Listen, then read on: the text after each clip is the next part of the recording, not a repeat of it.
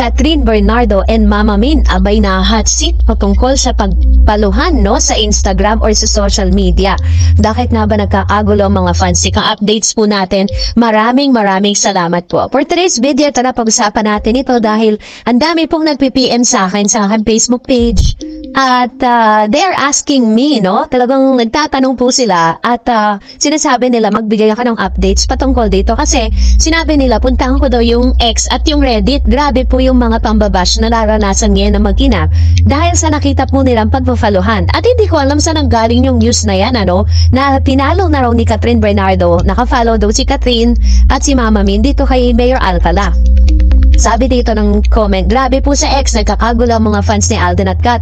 Kasi daw, si Kat boyfriend na si Mayor kasi nakafollow si Kat kay Mayor. Kaloka, ibang fans dami nagagalit kay Kat. Okay, so, dahil dyan, ininvestigahan po natin yan. Sabi ko po dun sa mga nag-message sa akin, I will try to investigate that, ano po yung ito pong pangyayari na to, para at least mas maging clear ang lahat, diba? Kasi para, hindi naman masyadong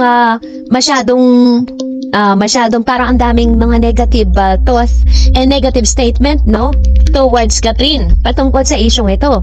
Number one, alam natin na talagang meron pong panliligaw na nagaganap between Catherine Bernardo and Mayor Alcala. Yan po yung ibinalita ni OG.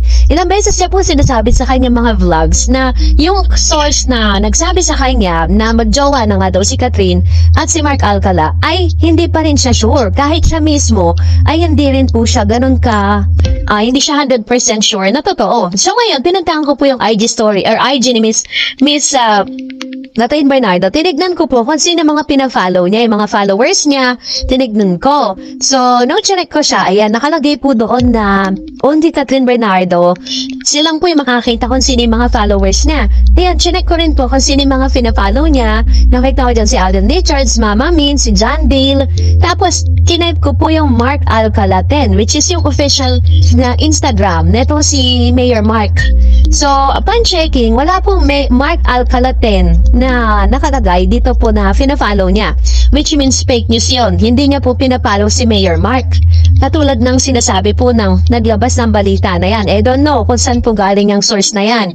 And pinuntahan ko rin po, next ko pong pinuntahan si Mama Min. Ayan, Bernardo, Min, chinek ko po yung mga followers niya. So, only Mama Min can see kung sino yung mga followers niya. And then, chinek ko kung meron siyang fina-follow na Mark Alcala. Chinek ko po lahat yung mga fina-follow niya. Nakita ko dyan yung ibang mga artista, mga friends si Catherine.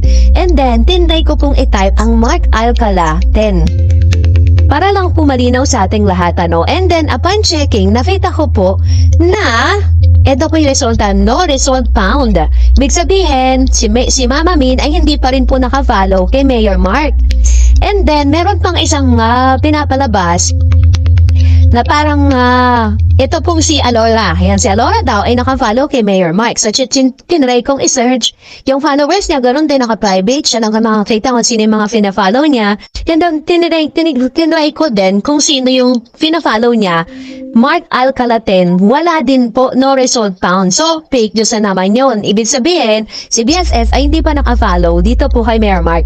So, pinuntahan ko din po yung official na parang Instagram netong si Mayor Mark Alcala 10 na may blue check, verified. Tinignan ko yung mga followers niya. Ayan, sila din na makakita kung sino yung mga followers niya, kung ba lilimit niya. Pero, naka-follow siya kay Miss Bernadette Cocat, naka-follow siya kay Mama Min, naka-follow siya kay Chinita Princess, naka-follow siya kay John Vale na friend at parang isa sa mga glam team ni Miss Catherine, no? So, si Mayor Mark Alcala ang nakafollow sa mag-ina. Pero, hindi ang mag-ina ang nakafollow kay Mayor Mark. So, ano pong paliwanag dyan? Natural lang po na gagawin ni Mayor Mark na i-follow ang mag-ina kasi nga po nanliligaw siya kay Catherine. Diba? So, medyo nagkagulo po kasi parang sinasabi po doon, talagang tanghasang sinasabi ng mga tao sa Twitter na pinalo back na ni Catherine. Kasi 'di ba sinabi ko sa inyo, once lang isang tao ay parang nag-follow po sila sa isa't isa, they are building connection to each other through online. So, nakita natin dito na si Mayor Mark Alcala po ang nakafollow sa mag-ina, pero hindi nakafollow ang mag-ina kay Mayor Mark Alcala. So, hindi ko po alam kung saan galing yung news na sinasabing nakafollow na sila. At parang sinasabi nila, kinukumpirma talaga nila na magjowa na nga si Mayor Mark Alcala.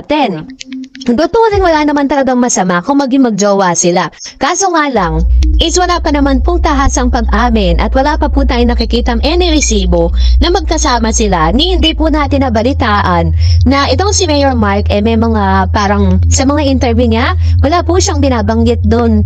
Ang talagang nag-trigger lang sa tao na nagbigay talaga ng information with regards to this is si Mr. OG Diaz sa kanyang channel. Kaya po yun po yung naging parang triggering factor doon po sa lahat ng mga followers at sa lahat ng mga nagmamahal kay Catherine patungkol sa bagay na yan. Pero as of this moment po, wala pa naman pong kino-confirm si Miss Catherine Bernardo with regards to that.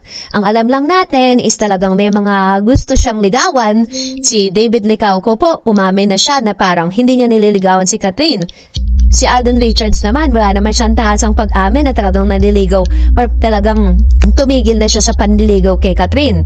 At nabasag na rin yung news na deadma sila sa isa't isa dahil may mga naglabasan ng mga videos na talagang nagpansinan sila at nagyakapan sila sa Gedli. Diba? Nagyakapan sila sa backstage eh. Tapos, ganun din naman kay Daniel. Si Daniel, wala pong paramdam ng birthday ni Miss Catherine na pinipilit naman ni Christy Fermin na si Daniel daw talaga ang tunay na karelasyon. Kawawa naman si Catherine, ang dami niyang karelasyon. Samantalang nakalagay sa kanyang profile na single siya and ready to mingle, diba? Parang, hindi ko lang po talaga alam. Ganun po yung mga lumalabas ngayon sa social media. Sana maging malinaw po sa ating lahat yan na ang katotohanan is si Mayor Alcala ang nakafollow sa mag-ina kay Mama Min at kay Catherine, pero hindi nakafollow si Catherine at si Mama Min kay Mayor Alcala. Yun po ang totoo. So kung gusto nyo po, pwede pong kayo mismo ang mag-investigate. Punta po kayo sa IG po nila at makikita nyo po doon. Hindi ko po alam kung bakit sinasabi ng mga bashers or ng mga nasa ex na nagfollowan na samantalang nakalimited po at hindi po pinapakita ni Catherine Bernardo, Mama Min, ni Alora kung sino yung mga fina-follow nila. Nakikita lang doon yung mga parang ordinaryong tao lang na parang hindi po sila ready to show kung sino yung mga fina-follow nila. Parang pinadibate nila yung part na yun. Kaya yun po yung ilan sa mga nakita ko. Sana po, no, mas maging clear po sa atin lahat. Ang pinakaantay lang naman talaga natin dito is talagang maglabas po ng resibo na si Mayor talaga yung jowa. Para at least matahimik na tayong lahat. Mag-move on na tayong lahat.